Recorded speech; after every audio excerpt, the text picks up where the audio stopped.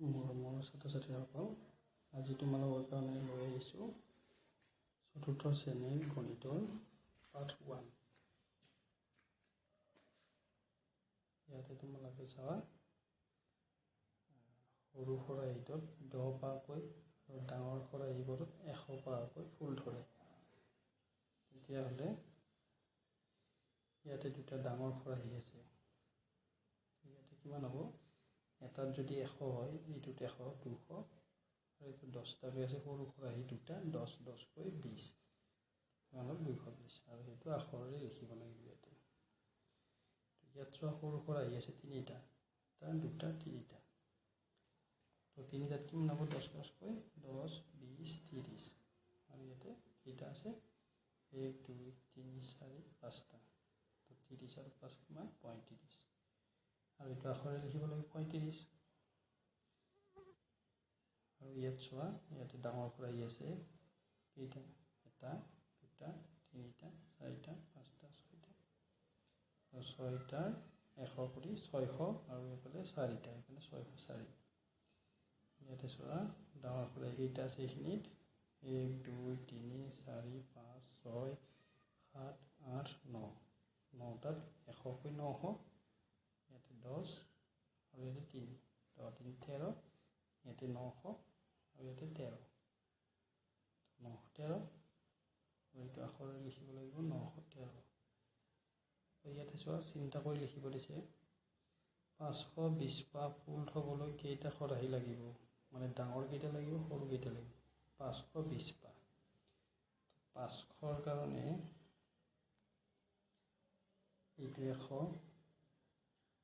200, 300, 400, 500। 500ৰ কাৰণে 5টা খৰাহী লাগিব ডাঙৰ। এইটো এটা খৰাহী, এইটো 2টা, 3টা, 4টা, 5টা। 5টা খৰাহীত 100 হৈ 500 হ'ব। আৰু 20ৰ কাৰণে তোমালোকে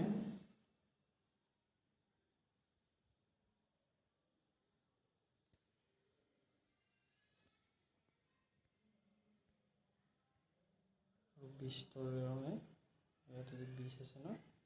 20ৰ কাৰণে দুটা সৰু খৰাহী, এটা 10 আৰু এটা 10। তো 2টা লাগিব।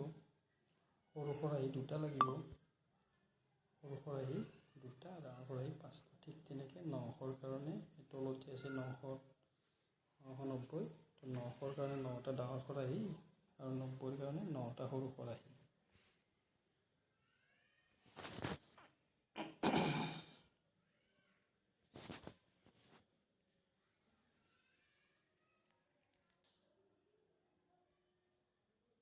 নেক্সট চাবা, ইয়াতে তোমালোকৰ মুঠা আছে, বস্তুবোৰ গণনা কৰি সংখ্যাতে আৰু আখৰেৰে লিখিব দিছে। ইয়াতে 10টাকৈ আছে মুঠা, লিখা আছে চোৱা, এইটো মানে 10 আৰু এইটো মানে 100। তো ইয়াতে কেইটা আছে? 10, 10কৈ 10, 10, 10, 10, 20, এইটো 30, এইটো 40। আৰু এইটো কেইডাল আছে? 1, 2, 3, 4, 5, 6, 7। 40 আৰু 7 কিমান হ'ল? 47। আৰু এইটো এনেকৈ লিখিব লাগিব আখৰেৰে। ইয়াতে 100কৈ আছে, ইয়াতে লিখা আছে নহয়, এইটো মানে 100, ইয়াতে 100কৈ 100, 200, 300, 400, 500, 600 আৰু এডাল, তো 601। আৰু ইয়াতে 100 কৰি আছে এই গোটেইকেইটা, এটাত 100কৈ আছে, 100, 200, 300, 400, 500, 600, 700। আৰু এইটো ইয়াতে 2টা আছে, 2ডাল আছে, এনেকৈ 10, 20 আৰু 4, 24, 724। ইয়াতে এনেকৈ 100, 200, 300, 400, 500, 1, 2, 3, 4, 5, 550। তলত চোৱা 1000 হৈছে 999, ঠিক পিছৰ সংখ্যা। ইয়াতে মই ৰাইট চিন দি থৈ দিছোঁ, এইটো পৰীক্ষাত আহিব পাৰে। এই 4টা অংকৰে গঠিত আটাইতকৈ সৰু সংখ্যাটো।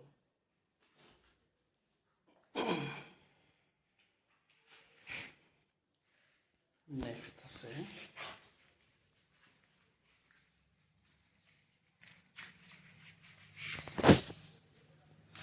তোমালোকৰ ইয়াতে একো নাই, দৈনন্দিন জীৱনত 1000ৰ ব্যৱহাৰ। এইটো এটা পানী টেংকি হয়, এইটো মূল্য 1000 টকা লিখা আছে।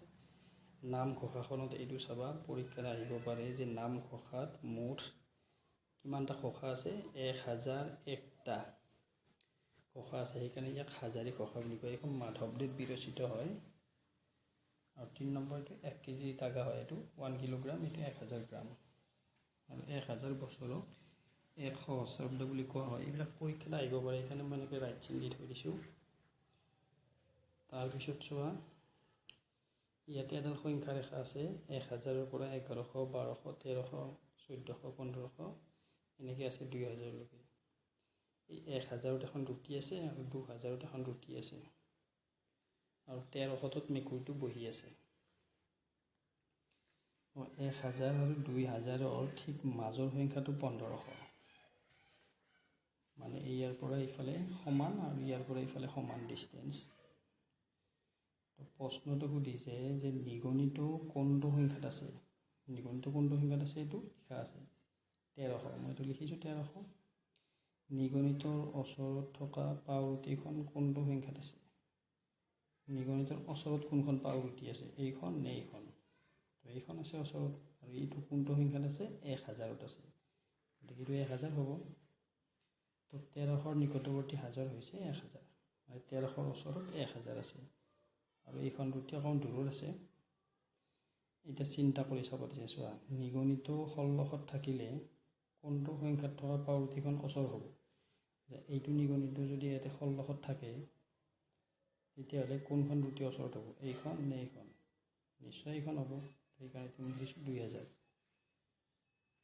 নিগনিত 1300ৰ বাহিৰে তলৰ কোনকেইটা সংখ্যাত থাকিলে 1000ত থকা পাওৰুটিখন নিগনিতৰ ওচৰত হ'ব। যে ইয়াৰ পৰা এইটো মই কৈছোঁ নহয়, তেতিয়া ইয়াৰ পৰা এইখিনি আধা আৰু এইফালে আধা, তেতিয়াহ'লে এইফালে নিগনিত যদি এইকেইটা সংখ্যাত থাকে, তেতিয়াহ'লে এইখন ওচৰত থাকিব, গতিকে 1200 আৰু 1400 হ'ব।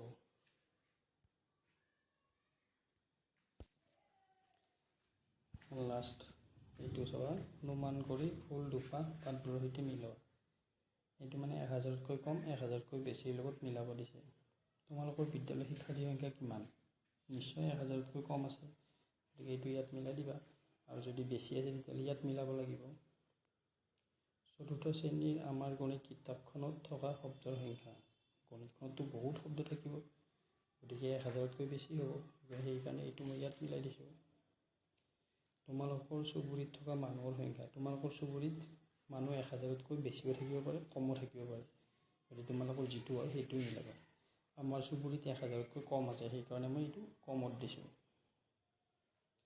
এইটো চোৱা, তোমালোকৰ বিদ্যালয়ৰ পুথিভঁৰালত থকা কিতাপৰ সংখ্যা। এতিয়া পুথিভঁৰালত কিছুমান বিদ্যালয়ত, ডাঙৰ বিদ্যালয় হ'লে বহুত কিতাপ থাকে, গতিকে এইটো 1000তকৈ বেছি হ'ব। আমাৰ বিদ্যালয়ত কিন্তু 1000তকৈ বেছি আছে। এইটো চোৱা, ভৰ্তি বস্তা এটাত থকা আলুৰ সংখ্যা কিমান হ'ব, বহুত হ'ব, 1000তকৈ বেছি হ'ব। এইটো চোৱা, তোমালোকৰ ঘৰৰ পৰা বিদ্যালয়লৈ আহোঁতে গঢ়া খোজৰ সংখ্যা। যদি ওচৰত হয় তোমালোকৰ বিদ্যালয়ৰ ওচৰত ঘৰ, তেতিয়াহ'লে 1000 খোজতকৈ কম হ'ব, আৰু যদি বেছি হয় তেতিয়াহ'লে এইটো হ'ব। 1000ৰ ঠিক আগৰ সংখ্যাটো কি, 999,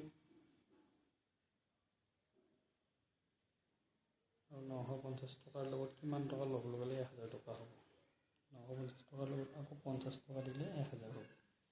প্ৰেক্ষাগৃহ এটাত 1000খন আসন আছে, 850 গৰাকী মানুহ বহাৰ পাছত কিমান আসন থাকিব, সেইটো বিয়োগ কৰি দিলে হ'ল। 1000ৰ পৰা 850টো বিয়োগ কৰি দিলে হ'ল, এইটো 150 হ'ব, লিখিছোঁ মই। তাৰপিছত চোৱা, 1000 টকাতকৈ 350 টকা কিমান কম,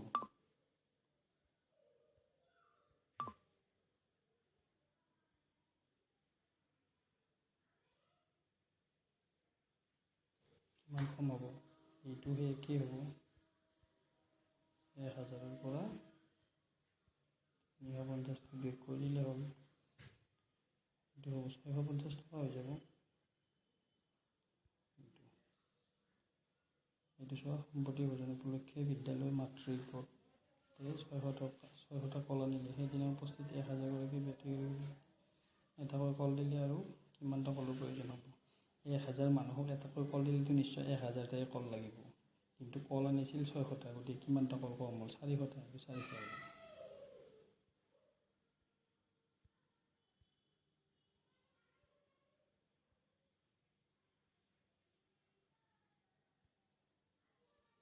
গতিকে আজিৰ ভিডিঅ'টোত এইখিনিয়ে আছিলে। পাৰিলে ভিডিঅ'টো ছাবস্ক্ৰাইব কৰি দিবা, ছাবস্ক্ৰাইব কৰিবা।